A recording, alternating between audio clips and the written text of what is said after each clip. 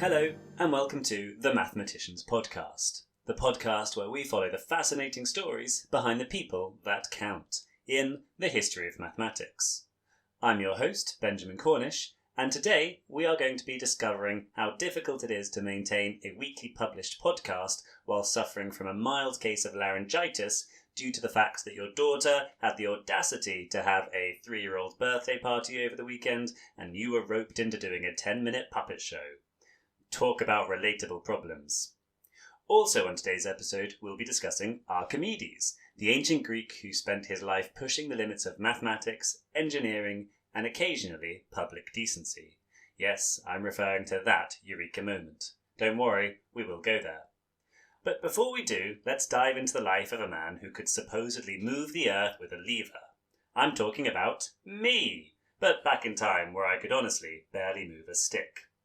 Let me take you back to my days in I was part of an organisation for young boys that I understand to be a little litigious over historic safeguarding allegations. So perhaps we could call them the boys who like to go out and look for things.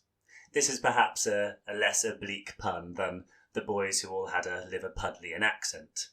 Anyway, I was in the boy reconnaissance. Must have been about 13, wearing that oversized uniform that somehow managed to be both too baggy and pinch at the same time, as part of a weekend camp. We were given a very simple task: build a bridge across a small stream, using nothing but some logs, a few ropes, and the collective enthusiasm of a group of teenagers who'd rather be poking things with sticks. Now, you'd think this would be straightforward. Logs, ropes, stream, bridge, easy, right? Except there was one small problem. I was terrible at tying knots. And I don't mean slightly unskilled. I mean my knots had all the structural integrity of a wet spaghetti noodle. Square knots, more like vaguely rectangular knots. Bow lines, more like bow lies, because they fell apart the second you put any weight on them. Of course, our boys who go out and look for things leader, a man whose only facial expression was mildly disappointed, decided I should be in charge of securing one of the main support beams, a high-stakes job for someone whose last successful knot was in their shoelaces. I remember wrestling with the rope, trying to loop and twist it in the way the handbook described, but no matter how tightly I pulled, my knots just were not. They unravelled. Meanwhile, my friends, clearly not tying prodigies, were already striding confidently across their side of the bridge, while I was busy inventing new ways for things to fall apart.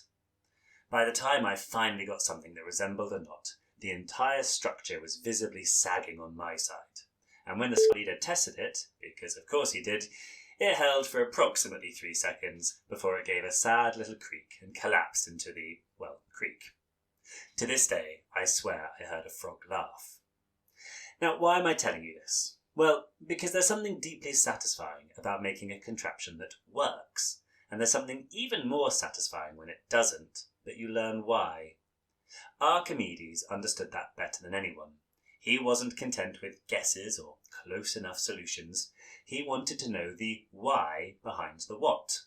Whether it was designing war machines to defend his city, figuring out how things float, or pushing the boundaries of mathematics. Archimedes was the kind of guy who probably would have loved to critique my knot-tying disaster. So as we dive into his life today, keep that in mind. Sometimes failure is just the first step towards figuring out how to keep your bridge and your ideas standing strong. Now, before we get too far, let's set the stage. The ancient world was a bustling place for mathematics. We've already talked about Euclid, who gave geometry its rulebook, and Aristotle, who taught us how we can even know anything at all. But Archimedes, he wasn't just a part of this mathematical revolution, he was its rock star, or maybe I should say its pivot point, because this man famously claimed, "Give me a place to stand and I will move the earth." And boy did he. Archimedes was born around 287 BCE in the Greek city of Syracuse, a bustling hub of trade and culture on the island of Sicily. He came from a family of scholars. His father was an astronomer, so curiosity was likely the family business. Archimedes travelled to Alexandria in Egypt to study, where he connected with other big thinkers of the day, like Conon of Samos and Eratosthenes. But Syracuse was always home, and it's where he returned to carry out most of his work. Now, we know surprisingly little about Archimedes' personal life. He didn't leave behind diaries, and he didn't produce a self-indulgent podcast of his own. Most of what we know comes from later writers like Plutarch and Cicero, who were as much fans of his legend as his work. But what we do know is that he was deeply curious, intensely focused, and often completely absorbed in his thoughts. So much so that he reportedly forgot to eat or bathe. Talk about a method to the madness. Archimedes wasn't just a theorist, he was a hands-on problem solver. Let's start with his inventions, many of which were designed to help his home city defend itself. The Archimedes claw, for instance, was a giant crane-like contraption that could lift enemy ships out of the water and smash them against rocks. It sounds like something straight out of Greek myth, but eyewitnesses' accounts suggest it was terrifyingly real. And then there's the Archimedean screw, which was designed to raise water for irrigation. Imagine a helical blade inside a cylinder. When you turn the blade, water climbs up the spiral. This ingenious device is still in use today in some parts of the world. It's one of those inventions that screams, "What goes around comes around." Archimedes also dabbled in optics, allegedly using polished mirrors to set enemy ships on fire. While historians debate the feasibility of this, it's a good reminder that Archimedes was never afraid to reflect on his problems. Now let's talk about the most famous story about Archimedes, the one that gave us the phrase Eureka. The tale goes that Archimedes was tasked with determining whether a crown made for King Hero II was pure gold or mixed with silver, without melting it down, and his solution was far from debased. He wrestled with the problem until one day, while stepping into his bath, he noticed the water level rising. He realized that the amount of water displaced was proportional to the volume of his body, and, eureka, he had his solution. Archimedes ran naked through the streets of Syracuse, shouting about his discovery. Just imagine the neighbours. "Oh, there goes Archimedes again, must have solved another maths problem." You might have noticed when you step into the bath, the water rises invitingly. Then, when you get out the bath, the water drops judgmentally. The change in volume is equal to your own volume, or that of a crown. You can compare the weight of the crown with the volume and check this comparison against a known substance of pure gold. He was then quoted as saying, "That goldsmith was very dense, thinking he could fool me." I mean, if everyone else is allowed to misascribe quotations to Archimedes, then so may I. Speaking of which, this crown affair was not recorded in his own published works, so it is perhaps another apocryphal tale, but it's a good one, so I choose to believe it. This discovery wasn't just for the delights of King Hero II. It floated the principle of buoyancy. In essence, the object submerged in a fluid experiences an upward force equal to the weight of the fluid it displaces. This principle is still crucial today in fields ranging from ship design to fluid dynamics. You might say that Archimedes really made a splash with this one. Sadly, the bits I've already mentioned, the screw, the buoyancy, the bathtub, the mirrors, and sometimes even the claw, are the main bits he's famous for. But he should be reclaimed by the historians of maths, rather than physics. So let us turn our attention to the heart of the matter, Archimedes' mathematical contributions. Buckle up, folks, because this is where things get technical and fascinating. Archimedes was a pioneer in understanding the geometry of curved shapes. Take the sphere, for example. Archimedes proved that the volume of a sphere is 2/3 the volume of the smallest cylinder that can contain it. He was so proud of this result that he requested a sphere and cylinder be engraved on his tombstone. Talk about leaving a lasting impression. Although his work speaks volumes, it also covered a wide area, and that he also rigorously demonstrated that the surface area of a sphere is 4 times its greatest circle, or in modern terms, 4 pi r squared. Both of these methods made use of something he called indivisibles, that is, sections of length, or area, or volume, that are so small they cannot be further divided. This is what we might think of nowadays as an infinitesimal, where we make use of a limit. Now, this work was a precursor to integral calculus, which wouldn't be formally developed until Newton and Leibniz came along nearly 2,000 years later. Archimedes essentially used the method of exhaustion from Eudoxus, breaking down a shape into infinitely small slices to approximate its area or volume. It's a bit like slicing a pizza into infinitely thin slices, except much less delicious. The Archimedean spiral is another gem. It's a curve that moves outwards from a fixed point at a constant rate. If you've ever seen a spool of wire or the grooves on a vinyl record, you've seen this spiral in action. Archimedes studied its properties, including how to calculate the area it encloses. This curve would go on to influence fields ranging from engineering to modern computer graphics. You could say Archimedes really spiraled into success.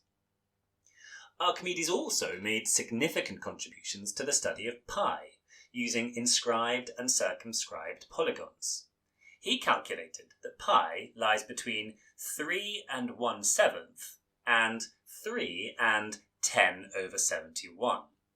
It was the most accurate estimate of pi for centuries, and this made use of the method of exhaustion that was introduced in episode 14 with Eudoxus, where he used the area of an inscribed and circumscribed 96gon, that is, a polygon with 96 sides, and then determined that the area of the circle must lie between these values. His work here demonstrates his ability to combine theory and practicality, even when dealing with an irrational number. Archimedes truly had an irrational love for precision.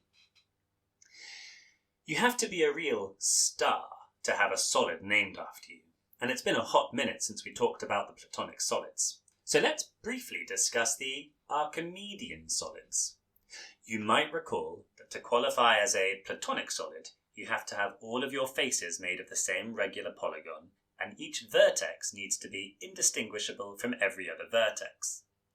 The Archimedean solids fit a similar structure. The vertices still need to be indistinguishable. However, we are going to allow multiple different polygons for the faces. There are now a total of 13 to collect, including my favourite, the snub dodecahedron, that has 92 faces. I should say that there are an additional 2 solids if one were to distinguish between chirality, that is, where one can tell the different directions. This is, arguably, a point of opinion. Do you personally consider yourself to have 2 identical hands, or are your left and right hand fundamentally different? One fun aspect of Archimedean solids is how one might construct them. Each point can be obtained by starting with one of the 5 Platonic solids and then either rectifying them, that is, slicing a part of each vertex so that each pair of faces from adjacent vertices now share a single point, expanding them, that is, translating each face away from the centre and filling the gaps with squares and triangles, or the new verb I learnt this week, snubbing them, which involves a similar expansion as before, but with an additional twist of each face, followed by an infill of equilateral triangles. 10 of the solids follow Rupert's property. That is, you could cut a hole in a solid to fit a second copy of the same solid through. The other great quality that the Archimedean solids share with the Platonic solids is that Archimedes didn't invent them, or at least he didn't claim to. But he was the first person we have on account to have mentioned them in work, hence they bear his name. If there's one thing that separates Archimedes from the pack, besides his habit of streaking through the streets shouting about water displacement, it's the method. Now, I don't just mean his method in general, or the work ethic, the get up early and grind kind of way. I mean the method, as in the actual document Archimedes wrote titled The Method, that reveals how he thought. It's like stumbling upon the lab notebook of a genius, only to find out he's been doing calculus 2,000 years early with sand and intuition. The text was lost to history for centuries. It only resurfaced in the early 20th century in a palimpsest, a manuscript that had been scraped clean and reused to write religious text over the top. Some monk in the Middle Ages was like, I'll just jot down this prayer over this boring old diagram of a lever system. A choice we can all agree was deeply unholy. But back to the point, the method is a letter Archimedes wrote to Eratosthenes, our friendly neighbourhood earth measurer. We'll come to him in a few weeks' time. A letter describing how he used mechanical reasoning as a way to discover mathematical truths, before later proving them rigorously with geometry. It's a bit like working out the answer with intuition first, and then going back and writing the formal proof. Here's an example. Let's say you want to find the centre of mass of a paraboloid. Who doesn't? Archimedes imagined slicing it into thin sticks, calculating the centre of mass of each, and balancing them on a lever arm against known weights. If you get equilibrium, then you've nailed it. He treated geometry like a seesaw, balancing the unknown against the known to reason towards truth. And this was revolutionary, because it was one of the earliest recorded instances of mathematics by analogy. Archimedes didn't just stay in the line of realms and circles. He pulled in ideas from physics, levers, balances, weights to gain insight. You could say he leaned heavily on the concept of equilibrium. And the real kicker? The techniques he used in the method are strikingly similar to the integral calculus that Newton and Leibniz would formalise 1800 years later. In fact, the method shows that Archimedes understood the idea of infinitesimals, that you could sum an infinite number of infinitely small quantities to find an area or volume, and that's extremely advanced. He wasn't using this symbolic notation or formal limits the way we do today, but conceptually he was right there. He sliced, he summed, he balanced, he reasoned. It's like the way that we teach integral calculus to our 3-year-olds today. So why wasn't Archimedes credited with inventing calculus? Well, 2 things. First, he didn't develop a general theory. Each problem was solved with a custom mechanical method. That is, he invented it anew every time. Second, the mathematical culture of his time emphasized geometric rigor over heuristic insight. Archimedes himself warned that the method was for discovery, not for formal proof. He was humble enough to say, "Don't take my word for it, here's the proof as well." Perhaps then we could take a more exhaustive look at one of these proofs. I would like to discuss the quadrature of the parabola, that is, finding the area. If you draw any parabola, which we can think of as a quadratic curve, and construct a chord or a line connecting 2 points on the curve, then the area enclosed can easily be measured in relation to a triangle.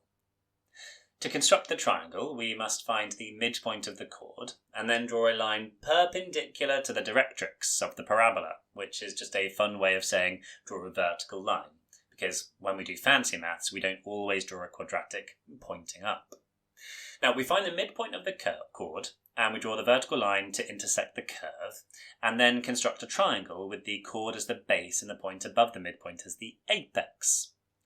Next, we repeat this construction, but with the 2 new lines of the triangle, to form 2 new triangles in the tiny sections above the original triangle. Next, repeat this, but 4 times in the new sections, and repeat infinitely.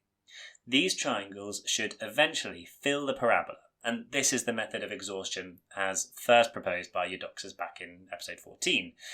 So how does that help? Well, the ratio between the vertical line from the chords to the apex and the horizontal distance of the chord is always half as large in the new triangle. Or, to put it another way, if the first chord maps 2 points that are 2 units apart with a height of 4, for the triangle, the next triangle will have a width of 1 unit and a height of 1 unit. So that means that every new triangle is 1/8 of the area of the previous. Although, as each step creates 2 smaller triangles, the total area is 1/4. But this means we can create an infinite sum based on the area of the first triangle. So if we let the first triangle be t, then the area is t plus a 1/4 t plus a 1/16 t plus a 1/64 t. Now, you and I both know how to calculate the sum of a geometric series, or at least you and I could both go and look it up, but how might Archimedes have demonstrated this area sum to people who hadn't read up to Euclid's Elements Book 9? Well, take a square and colour in 1/4. Then in the opposite quarter, cut that into 4 and colour in 1/4. So that second square will have an area of 1/16. And repeat this process infinitely. But here we can look at each level of this fractal and imagine what fraction of the area has been coloured. So I can see 4 squares, and one is filled with other squares, so we'll leave that to one side, but that leaves 3 squares of equal area, and of those 3 equal squares, only one has been coloured. Therefore, the area of this layer is 1 out of 3. But in the next layer, I've got 3 squares the same size, one of which is coloured, and then another one is also subdivided. But then at every single layer, we've coloured in 1/3 of the total area. Well, that means our result, the area is t plus quarter t plus a 16th t, ultimately turns into 4/3 t. But that is the sum that adds up to 1/3 plus the original area to get to 4/3. In the end, the method is less about a result and more about a mindset. It's a peek behind the curtain of a thinker who saw connections where others saw boundaries. A mathematician who knew that the best way to solve a problem might be to tilt it sideways, balance it on a stick and see what falls out. And honestly, after my experience in The Boys Who Go Out and Look for Things, I could have used a bit of the method, or at least a decent understanding about how levers work. Then maybe my bridge wouldn't have turned into a flotation device. Archimedes, as always, was ahead of his time, and sometimes ahead of ours. But beyond the technicalities, Archimedes' life is a testament to the power of curiosity. He didn't study maths to get rich or famous, he studied it because he couldn't not study it. He looked at the world and saw puzzles waiting to be solved, patterns waiting to be discovered. In that sense, he's not just a figure of history, he's a reminder about what it is to be human. Sadly, Archimedes' story doesn't have a happy ending. In 212 BCE, during the Roman conquest of Syracuse, Archimedes was killed, despite orders from the Roman general to spare him. The most famous account says he was working on mathematical problems when a soldier approached, and Archimedes allegedly told him, "Hey, don't disturb my circles," referring to the geometric figures he was drawing in the sand. And the soldier says, "No, you need to come. The general wants you to take you as a prisoner." And he says, whoa, don't touch my circles. And the soldier, not impressed by his plea, killed him. It's a tragic but fitting end for a man whose mind was always focused on the eternal, even in the face of mortal danger. Today, Archimedes' influence is everywhere. His principles of buoyancy are foundational in engineering and physics. His mathematical techniques inform everything from modern geometry to computer algorithms. And his inventions, whether real or legendary, remind us of the power of ingenuity. Even the term a eureka moment has become shorthand for a sudden inspiration. So the next time you solve a tricky problem in maths, or even just figure out how to assemble that awkward bookshelf, you too can get naked and shout IKEA. Here's proof that a little curiosity and a lot of persistence can change the world. Or as Archimedes might say, give me a lever long enough and I'll make your podcast worth listening to. That's it for today's episode of the Mathematicians Podcast. If you'd like to keep up to date with all of my off-topic musings, then you can follow me on Blue Sky at mathematicians-pod.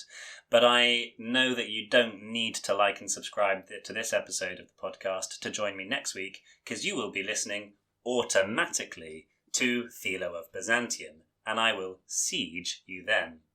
Until next time, goodbye.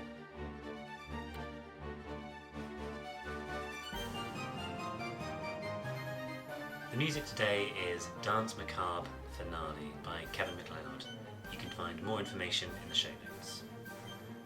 Oh my goodness, he's still talking after the final music has played. Yeah, it's true. And that's because I thought today I'd share with you the news that I am going to be expanding my content delivery into the visual world. So if you would like to see what I look like in real life, or indeed on camera, you can find me on YouTube, where I will be explaining the quadrature of the parabola in my very first debut onto the YouTube space. The links will be in the show notes. I'd love it if you could join me there for future video episodes.